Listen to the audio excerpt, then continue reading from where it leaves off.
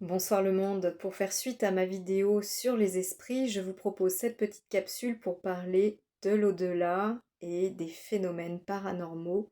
Donc dans cette vidéo, je vais vous faire un petit inventaire pour vraiment identifier tous ces phénomènes paranormaux, toutes ces énergies, parce que souvent on utilise le mot entité à tort ou à raison. Et vraiment, c'est important avant de se lancer dans toute cette quête paranormale, toutes ces connaissances, de vraiment savoir mettre un mot sur tel ou tel phénomène. Alors déjà, pour une mise en bouche, qu'est-ce que l'au-delà? L'au-delà, c'est un terme générique qui désigne, selon les croyances, vraiment les mondes surnaturels. Donc ces mondes qui accueillent les âmes des vivants après leur mort.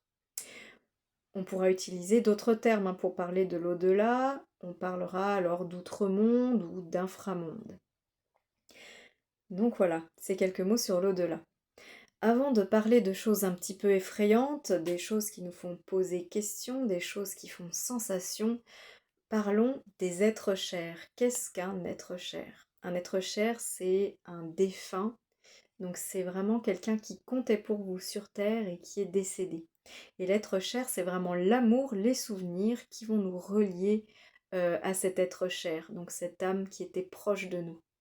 Alors l'avantage avec un être cher, c'est qu'il ne nous pompe pas énergétiquement, car un être cher, il a vraiment plus aucune attache avec le monde matériel, avec le monde physique.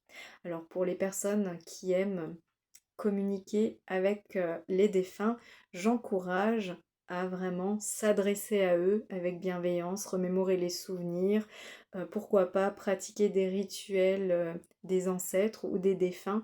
Et vraiment, parfois, on peut ressentir leur présence, une présence vraiment réconfortante, douce, se remémorer des moments et ça fait vraiment du bien. Alors ces êtres chers, parfois ils peuvent vous visiter par le biais des rêves et puis même vous enseigner, etc., etc. Enfin, c'est vraiment très très beau, très positif et il n'y a jamais de négatif dans ce lien qui est maintenu avec l'être cher. Alors maintenant parlons des fantômes. Alors beaucoup d'entre vous pensent que les fantômes ce sont des défunts. Alors non, un fantôme, dans le domaine du paranormal, ce n'est pas un défunt à proprement parler. En fait, un fantôme n'a pas de conscience et ne véhicule pas d'interaction avec le vivant. En fait, les fantômes, le fantôme, c'est une énergie souvenir, une mémoire. Donc on peut avoir un sentiment de présence, hein, on parle d'antise résiduelle, on peut ressentir des choses, mais voilà, ce sera sans conscience, sans interaction. On va juste avoir des sensations énergétiques et voilà, tout simplement. Alors ensuite, vous avez un mot que l'on entend souvent dans le monde du cinéma, dans les films un peu d'horreur, c'est le poltergeist. Alors le poltergeist, c'est un mot qui nous vient de l'allemand, pardon. Donc poltern, qui signifie faire du bruit, et geist, qui signifie simplement esprit. Donc le poltergeist, c'est un phénomène paranormal qui consiste à faire du bruit, et vraiment, ça peut être très très très flippant.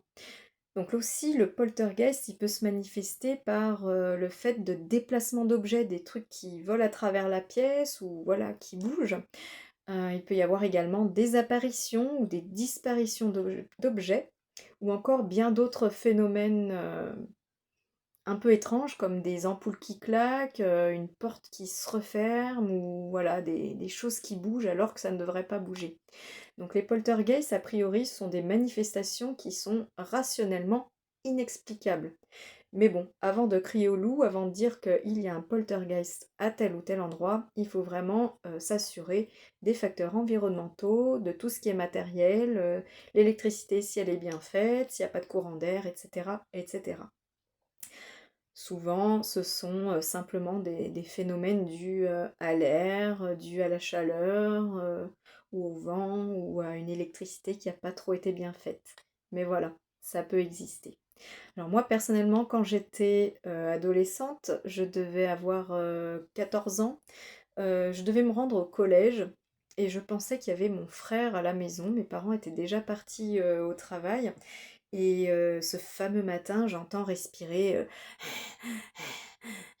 et du coup, j'appelle mon frère et lui demande: «Mais t'arrêtes de me faire flipper?» Enfin voilà, parce qu'il savait qu'à l'époque, j'avais souvent les craquettes, parce que j'aimais les histoires qui font peur et tout ça. Et je me suis rendu compte que le frangin, bah, il était déjà au collège. Donc j'ai pris mon courage à deux mains, je suis allée dans le garage vérifier si c'était pas la machine à laver qui était sur essorage. Je suis allée voir un peu dans toutes les pièces, j'ai regardé dans les placards s'il n'y avait pas quelqu'un qui se cachait ou autre, et rien.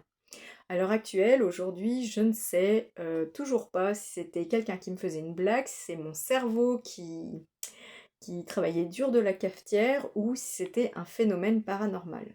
Bon, après, j'ai oublié ça, et puis voilà, j'avais des peurs comme toutes les ados de mon âge parce que j'aimais regarder des trucs un peu flippants, etc. Mais voilà. Et puis, quelques années plus tard, je venais juste de m'installer avec mon mari dans notre deuxième appartement. Lui était parti au travail et rebelote, j'entends cette fameuse respiration très forte. Et je me dis, c'est quand même super bizarre, donc pareil, je vérifie dans toute la maison s'il n'y a pas quelqu'un, s'il n'y a pas quelque chose ou s'il n'y a pas un appareil qui fait des siennes. Pareil, donc je prépare mon repas, je vais au travail et puis j'oublie cette histoire. Donc aujourd'hui, quand j'y repense, je ne sais toujours pas si c'est moi qui décartonne, si c'est réellement voilà, un fantôme qui fait du bruit ou qui respire, ou voilà, ou si c'était un appareil. Alors, je suis ouverte à toutes les possibilités, mais je ne peux pas dire exactement ce que c'était. C'est juste quelque chose que j'ai ressenti. Alors voilà, petite parenthèse sur les poltergeists.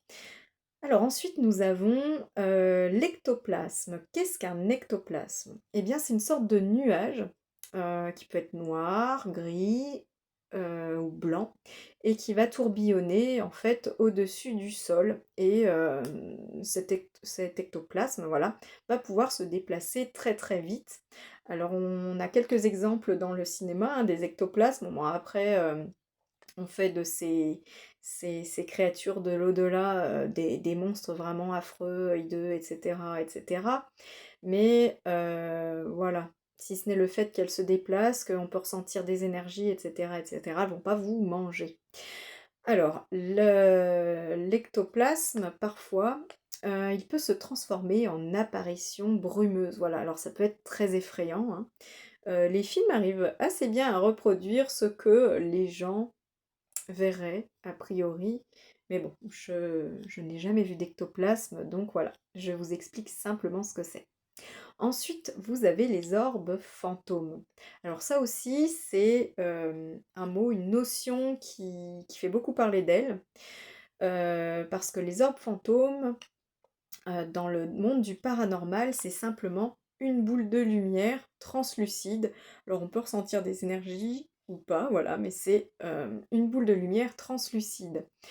Et elles peuvent se déplacer très très rapidement dans l'air avant de devenir apparition. Alors du coup, ces orbes, souvent, très très souvent, elles sont confondues avec les orbes photographiques.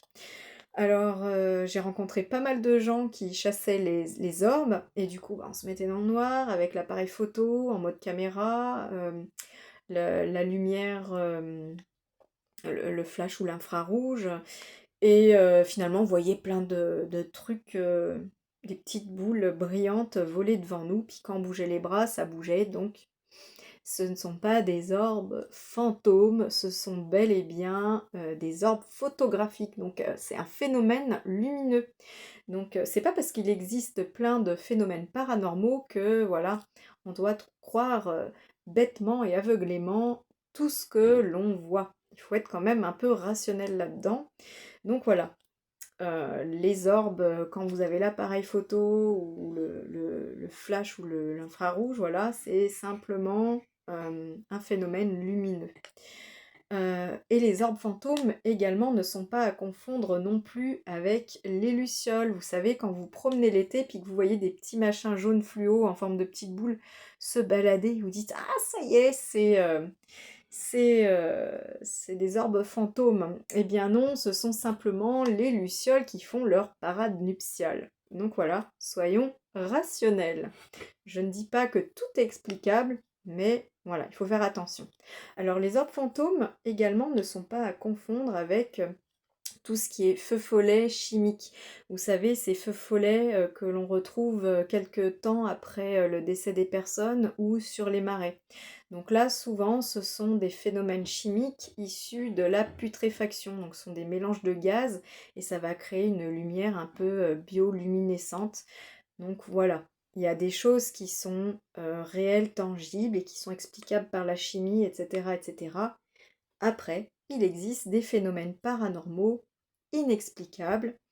Voilà, donc si vous avez déjà croisé des orbes fantômes, je serais ravie de lire vos commentaires. Ensuite, qui n'a jamais senti un frisson glacial, un vent glacial dans le creux de ses reins ou le creux du cou, dans un endroit un petit peu pesant et lourd? Alors parfois, ça peut être notre imagination qui véhicule ça parce que l'endroit est un petit peu lourd énergétiquement. Et puis aussi, une autre réalité, ça peut être un fantôme dit vortex ou un fantôme de l'entonnoir. Donc on peut ressentir ce fantôme et il peut même y avoir une apparition fantomatique. Voilà pour tout ce qui est fantôme. Ensuite, un mot qui revient tout le temps et qui fait un petit peu rager entre guillemets les spécialistes, c'est le mot entité. Alors ça fait un peu rager parce que on utilise le mot entité à toutes les sauces pour parler d'être cher, pour parler de fantômes, pour parler de, enfin voilà, tout ça. Et donc une entité énergétique, en fait, simplement, c'est une forme d'énergie consciente ou semi-consciente qui interagit avec notre propre champ vibratoire. Et donc, voilà, il faut vraiment pas les confondre avec tout le reste. Donc plutôt que dire entité énergétique à tout va, on va les signifier plutôt par un nom précis. Donc par exemple, vous avez les parasites énergétiques. Donc ce sont des énergies qui se nourrissent principalement des émotions négatives et qui vont nous affaiblir et affaiblir notre taux vibratoire jusqu'à nous rendre complètement fatigués et vraiment on va se sentir dans la pesanteur, ça va être compliqué et on peut même tomber malade à cause de ça hein, si on ne chasse pas ces entités parasites énergétiques. Alors ensuite, vous avez une autre entité, mais qu'on n'appellera plus entité du coup, mais égrégore. Alors les égrégores, ils sont issus des pensées collectives. Alors les égrégores, ils peuvent être très bénéfiques ou plutôt pesants et ça va vraiment varier selon la charge émotionnelle qu'elles portent. Donc voilà, si les égrégores sont nourris de belles choses, de belles intentions, ça va être plutôt chargeant, ça va nous dynamiser, nous vitaliser, nous inspirer. Voilà, on va être dans les hautes vibrations, les plus hautes sphères, entre guillemets. Et puis vraiment, si ces égrégores, ils sont pesants, plombants, ils sont négatifs, ils parlent de guerre, de haine, de tout ça, tout ça, tout ça, voilà, ben forcément, ça va nous plomber, ça va être pesant, et puis on va nourrir de mauvaises choses, et voilà, ce sera pas du tout positif pour nous. Alors ensuite, nous avons une autre forme d'entité, ce sont les âmes errantes. Alors là, les âmes errantes, ce sont des esprits qui n'ont pas trouvé le passage pour aller vers la lumière. Et ils peuvent s'attacher à des personnes, des individus ou des lieux. Donc, ben, pour que ces entités, ces esprits, voilà, se dirigent vers la lumière, on fera appel à des passeurs d'âme ou autres énergéticiens qui ont l'habitude avec cette forme d'esprit, voilà, pour les conduire en lieu sûr. Et ensuite, dernière forme d'entité, alors là, c'est plutôt des entités qui viennent de nous-mêmes, de nos propres schémas mentaux. Donc elles émanent vraiment de nos propres pensées et de nos propres créations intérieures.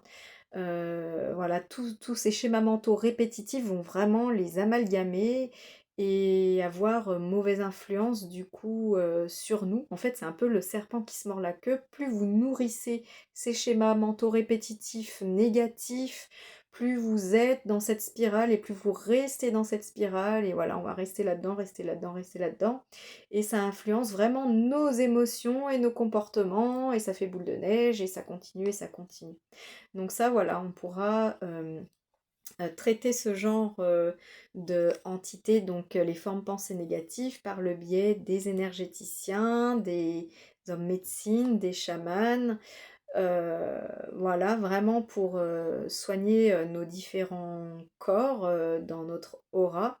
Et puis on pourra se reprogrammer également en mangeant sainement, en nourrissant de belles intentions, voilà, et pourquoi pas en étant suivi médicalement, parce que parfois il y a besoin d'aide extérieure hein, pour retrouver une forme et voilà, maintenir un équilibre du soi, que ce soit sur un plan matériel, mental, voilà, ou spirituel, c'est important parce que ça garantit notre bouclier, notre pare-feu à tout ce qui est négatif et qui pourrait nous attaquer ou nous parasiter. Voilà, voilà, c'était un petit tour pour ce glossaire sur le monde invisible. Si vous avez des expériences à partager, n'hésitez pas à les mettre dans les commentaires. C'est toujours une joie de vous lire. Si vous avez des questions, n'hésitez pas non plus. Comme à l'accoutumée, je répondrai également avec grand plaisir. En attendant, je vous souhaite une très très bonne nuit, faites de beaux rêves et à bientôt. Allez, ciao!